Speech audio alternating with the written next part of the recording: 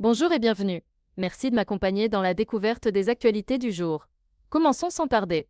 Première actualité, dans la nuit du 14 au 15 avril, plusieurs établissements pénitentiaires ont été la cible d'attaques coordonnées. À Toulon-la Farlède, des tirs d'armes automatiques ont visé la façade de la prison. Des incendies de véhicules ont également été signalés à Nanterre, Aix-Luynes et Valence. Des slogans anarchistes, tels que « Hey Cabet » ont été retrouvés sur les lieux. Le parquet national antiterroriste s'est saisi de l'enquête, tandis que le ministère de la Justice évoque des attaques coordonnées visant à déstabiliser les institutions pénitentiaires. Deuxième actu, le ministre de l'Économie, Éric Lombard, a annoncé que la France devra réaliser un effort supplémentaire de 40 milliards d'euros d'économies en 2026. Cette annonce suscite des tensions politiques, avec des propositions de taxation des multinationales et des patrimoines des plus riches. L'opposition envisage une motion de censure si les efforts ne sont pas équitablement répartis. Troisième actu, une plainte a été déposée contre Elisabeth Borne, Catherine Vautrin et Yannick Neuder pour harcèlement moral, violence mortelle, homicide involontaire et mise en péril de la personne suite à des suicides de personnel soignant.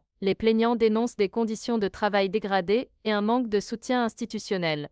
Quatrième actu, lors de la foire au jambon de Bayonne, un événement traditionnel attirant de nombreux visiteurs, plusieurs incidents graves ont été signalés. Parmi eux, une agression sexuelle, 52 vols à la tire et 311 infractions routières. Les autorités locales ont convoqué une réunion de sécurité pour évaluer la situation et envisager des mesures préventives pour les prochaines éditions. Les organisateurs et les forces de l'ordre travaillent conjointement pour renforcer la sécurité et assurer le bon déroulement de l'événement. Les habitants et les participants sont invités à faire preuve de vigilance et à signaler tout comportement suspect. Cinquième actu, l'Algérie a annoncé l'expulsion de 12 agents de l'ambassade de France, qualifiant cette décision de souveraine. Cette mesure intervient après l'arrestation en France d'un agent consulaire algérien, suspecté d'implication dans l'enlèvement de l'influenceur Amir Boukor, alias Amir DZ, en avril 2024. Alger considère cette arrestation comme un acte indigne et attribue la responsabilité de l'escalade des tensions au ministre français de l'Intérieur, Bruno Retailleau, critiqué pour son manque de discernement politique.